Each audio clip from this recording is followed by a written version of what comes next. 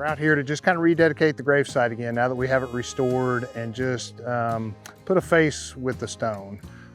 This is my cousin. I am a Ross family descendant, and we thought it was important for us to just come out, take a little bit of time, and rededicate the site again. So Annie was John Ross's daughter. She had no children that lived past infancy. She did have a young child. She was married to Leonidas Dobson, Reverend. So she had no direct descendants outside of her cousins like myself and others here today. So we felt like it was important, and it's probably part of the reason that her stone sat for so long unattended, because there really was no one to look after that and take care of things. You know, hopefully she can rest easy from this point forward.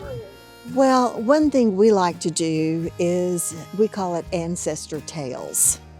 And we like to pull out stories that we could find about somebody and try to bring them back to life. And it gives you a whole new insight. And I know a lot of my Cherokee history, and I am a direct descendant of John Ross, but I didn't realize how much he dearly loved his daughter Annie. And through the research in today and everything, I find that he really had a special fondness for, I mean, he loved his other children too, but Annie seemed to have that little special knack. But it means a lot because, as I said, I am a direct descendant of John Ross, and that's important to me. But just to be here and have this dedication, it really, I mean, you could just feel it in your bones. You really can.